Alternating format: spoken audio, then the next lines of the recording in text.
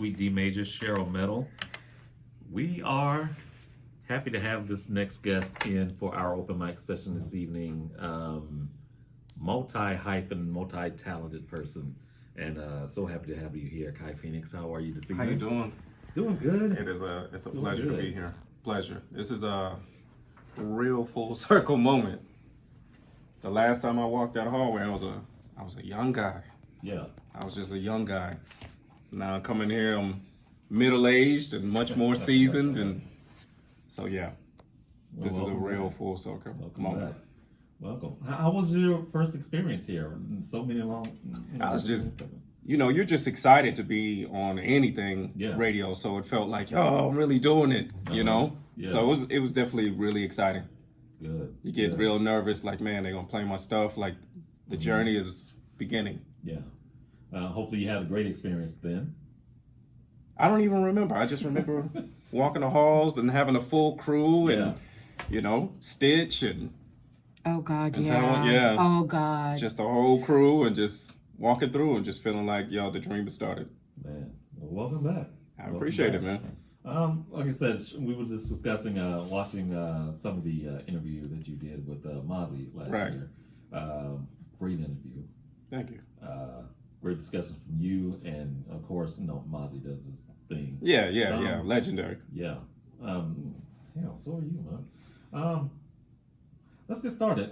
You said you began in the military. What branch? No, I was Army. Army. I started long time ago. I think the writing journey started in the military. Really? Yeah. Mm-hmm. Because in the military, I joined the military late, so I joined the military at 30. Okay. But while I was in the military, I just was angry. Mm-hmm. Just was angry. I'm a real conscious dude. So when I was in the military, it was Black Lives Matter era. Okay. And I'm very conscious and I'm very connected to things that are going on. So it's a little difficult dealing with the contrast of Oh yeah. seeing what's going on the television Mm-hmm. with all of the marches and the social justice movements, but you're wearing that uniform and the flag on your shoulder. So there's, Your conscience can need that. yeah, it was eating at me, and I was angry, having issues on the job, and they were like, "Hey, you better find something to do with that." Mm-hmm. So I found something. Writing became my way, Yeah. and it works.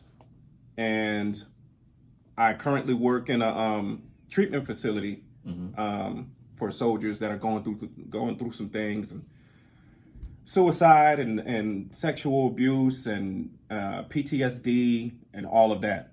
So that in itself is a full circle moment. Oh yeah. And while I'm there, I'm imploring them, hey, you gotta write, you gotta express yourself, you gotta get that stuff out, you gotta clean the closet out. Yeah. And that's how it started for me. And it just started off as part of my therapy, continued part of my therapy. I never thought I was gonna do anything with it. I just have to express myself. Right. Rap was gone at that point in time. So that was my only way of expressing myself. And then when you tell the truth about yourself, it's liberating. Yeah. And now you can just be yourself all the time. And then people started like, hey, you need to publish. Mm-hmm. I don't even know what that looks like. All I know is that I'm good at writing. Right. And slowly and surely you find your way and you're able to publish. And once I realized how easy it was, I got it out of there, man. Man. I just started publishing crazy. Man. Awesome.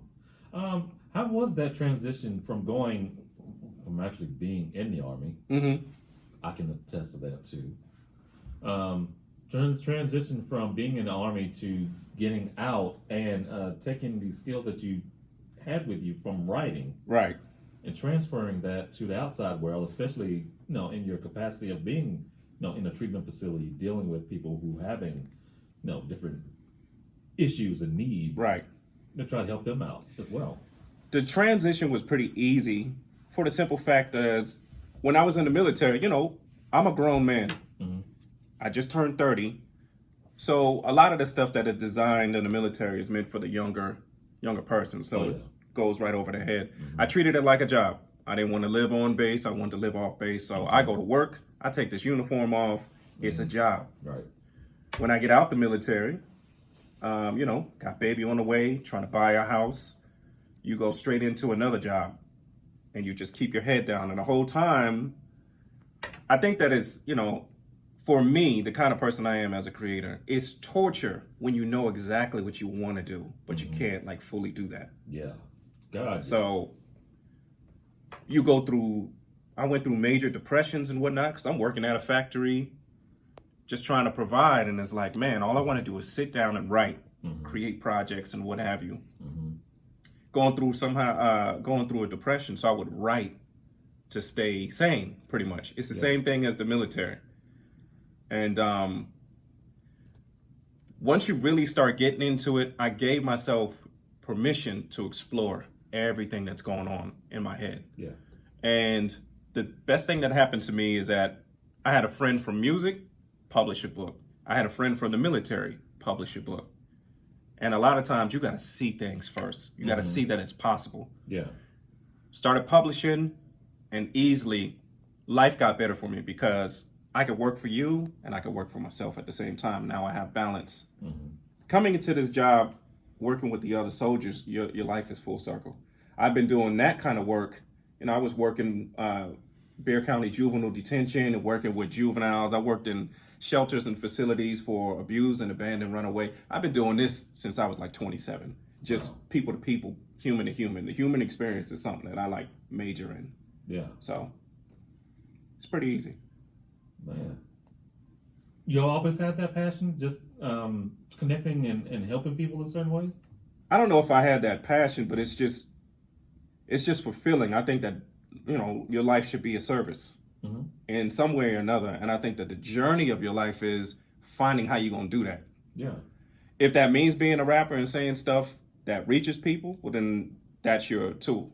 If that means being a writer, if that means actually going to these facilities and working. However, I think your job is to be a service to somebody, and the journey of life is to find how you're going to do that. Man. So That's brought you to this point. yeah. That's what's up. Yeah. That's what's up. And so far, how many books have you published? Three. Three. I have the first book I wrote in the military is called Must You Burn Before You Respect Fire. That's poetry. The second book I published within the same year is called Militant Man-Child. Okay. That's more of like social commentary and poetry and observation. And then the third one, which was 2023, was my first novel. Okay. So How was the challenge? Actually, I'm going to ask that question in just a bit. Let's go ahead and get into some music, tell you what, and I'll come back to that question. In this block of music, we've got a whole bunch of new music from local MCs. Leezy and Caution has a track that just dropped, getting ready to break tonight, plus new music from Suckers, Envy Legends, featuring Obex. Nice. shout out. But right now, this is the title track from Spy MC's new EP, Future Past. Do not go anywhere, y'all. More coming up. This is the Urban Suite, KSYM, San Antonio College Radio.